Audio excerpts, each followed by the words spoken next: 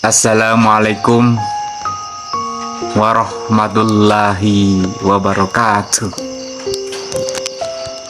Kembali lagi dengan saya, Jamaah Tarekat Naksabandia Khalidiyah Al-Mahdiyah Nusantara. Di kesempatan kali ini saya akan membahas tentang iman,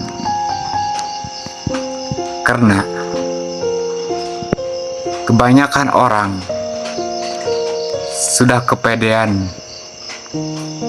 merasa telah beriman, padahal iman itu bukan sekadar percaya, bukan sekadar yakin, bukan itu. Karena jelas ya, di surat Al-Hujurat ayat 14, di ayat tersebut dikisahkan ada seorang komplotan Arab Badui berdatangan menemui Rasulullah Muhammad. Beliau berkata dengan kepedeannya, "Wahai Rasulullah, saksikanlah kami telah beriman." Kata Rasulullah, "Gimana? Kamu belum beriman. Kamu itu baru berislam atau berserah diri." "Kenapa Rasulullah?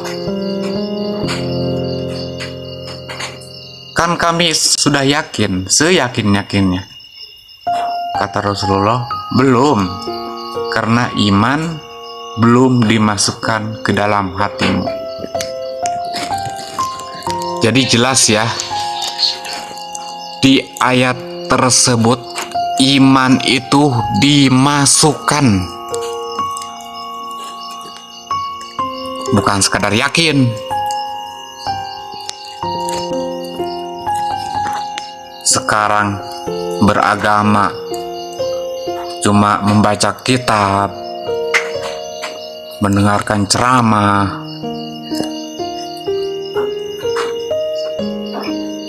dogma, hayalan, cerita. Dia merasa beriman, percaya-percaya aja kepada ulama tersebut. Padahal kiainya aja cuma membaca kitab, bukan hasil pengalaman empiris. Ibarat dia mendengar berita terus diberitakan lagi, terus yang mendengarkannya ujuk-ujuk percaya saja. Nah, disinilah umat akhir zaman selalu mabok dengan agama.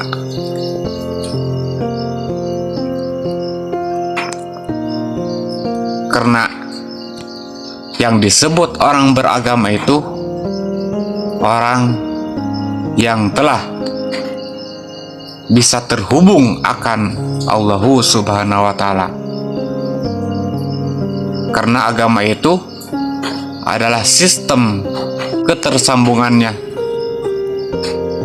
kita sebagai makhluk dengan Allah sebagai Khalik. Nah, bagaimana caranya agar ibadah kita, salat kita, amalan kita bisa terhubung dengan Tuhan? Tentunya harus pakai wasilah. Kalau ditanya dalil, mana dalilnya wasilah? Udah jelas di surat Al-Maidah ayat 35, di situ disebutkan wabtaghu ilaihil wasilah. Carilah jalan wasilah untuk mendekatkan diri kepada Allah. Tentunya kita harus cari orang yang telah dekat dengan Allah. Siapakah beliau? Yaitu sang pembawa wasilah. Jadi sang pembawa wasilah itu dulu adalah Nabi Muhammad SAW. Kalau sekarang ya pewaris Nabi Muhammad siapa? Atau di dalam keterangan disebutkan yang diwariskan oleh Nabi Muhammad SAW itu sahabat tercintanya, yaitu Sayyidina Abu Bakar. Makanya di dalam hadis, sepeninggalanku aku curahkan seluruh isi dadaku kepada Sayyidina Abu Bakar. Itulah yang diwariskan oleh Nabi. Jadi Nabi tidak mewariskan harta, tidak mewariskan tanah, atau apalah tentang dunia. Tapi yang diwariskan Nabi itu yaitu ilmu rohani, perjalanan kodim menuju Tuhan yang Maha Kodim. Atau yang diwariskan Nabi itu ilmu rohaninya, perjalanan rohani menuju Sang Maha Rohani. Makanya disebut metodologi agama atau teknologi, atau bahasa Arabnya thoriqat. Jadi kita sebagai manusia kalau tidak bertarekat, bagaimana bisa terhubung dengan Allah Subhanahu wa Ta'ala? Yang tarekat sendiri disebutkan yaitu perjalanan rohani menuju kepada Sang Maha Rohani. Jadi jelas ya, yang diperjalankan itu rohani kita, bukan jasmani kita. Karena ilmu baharu, ilmu pengetahuan dunia tidak akan sampai satupun kepada Allah Subhanahu wa Ta'ala. Kenapa? Karena Allah itu bukan fisik, bukan baharu. Allah itu Maha Kodim, Maha Rohani.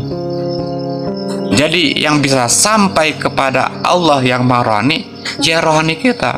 Makanya kita diwajibkan rohani kita diaktifkan, diaktifasi ruh, atau disebut istilah dalam ilmu tasawuf baiat. Tapi baiat di sini murni diaktifkan ruhaninya, di-upgrade kesadaran kita dari kesadaran sadar ke ultra sadar atau di atas sadar.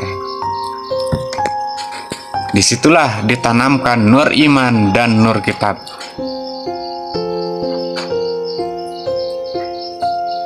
Di situ juga kita awal beriman. Di situ juga kita awal beragama. Karena ada keterangan awaludini ma'rifatullah. Awal kita beragama itu kapan mengenal Allah?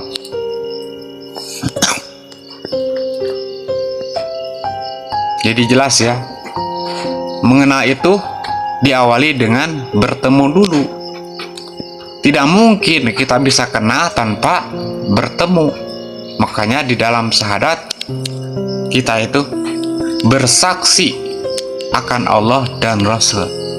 Berarti ketemu wujud Allah atau sifat wujud Allah yang mewakili Allah itu sendiri. Itulah yang kita saksikan, itu pembawa wasilah. Maka carilah siapa pembawa wasilah di zaman ini, atau disebut di surat At-Taubah ayat 128, laqad ja'akum rasulun min anfusikum. Sang pembawa wasilah itu yaitu yang membawa estafet kerasulan Nabi Muhammad ke ulama waris di zaman ini.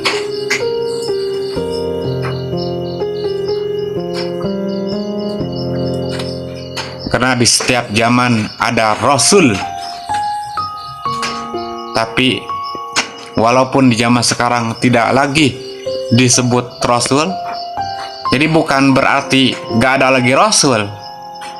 Tidak ada sebutan rasul, tapi disebutnya ulama warasatul anbiya atau waliyam mursida yang disebutkan di surat Al-Kahfi ayat 17. Kalau kita ketemu dengan beliau, segeralah berbaiat kepadanya, karena beliaulah sang penjuru selamat di zaman ini. Beliaulah sang Al-Mahdi yang ditunggu-tunggu seluruh umat dunia. Sekian dari saya. Salam agama tauhid, agama yang mempersatukan seluruh perbedaan baru dunia. Ilahi anta maksudi waridhaka matlubi. Wassalamualaikum warahmatullahi wabarakatuh.